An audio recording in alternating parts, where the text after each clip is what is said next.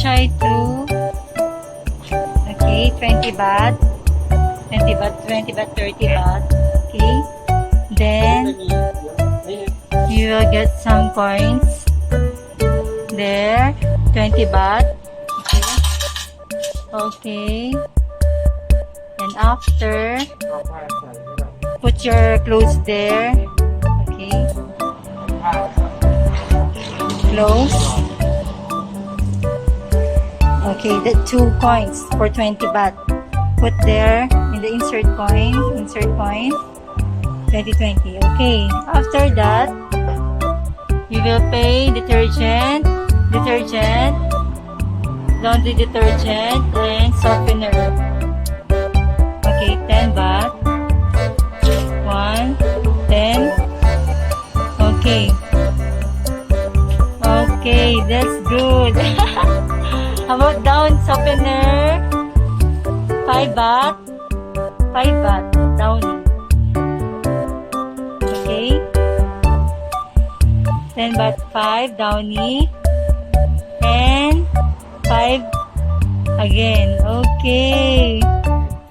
And after that, you put inside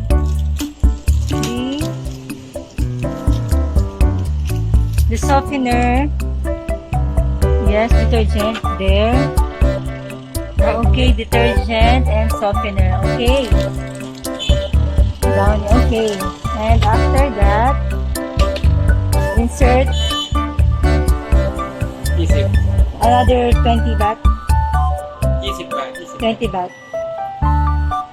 Okay. Then after that, this how to use? It's automatic. Okay, it's automatic. Once you put the coins here, 20 baht, it's automatic already. Okay. How about the water? Well, it's okay. It's automatic. Okay, that's good. It's 40 baht and 30 baht. Okay, kunka. Okay, I will try later. Okay, yung paraan kung paano mag-laundry here sa Thailand. So, make your own, do your own washing. Do it on yourself, wash. Okay, this guys is here in Thailand. That's only in Thailand, guys.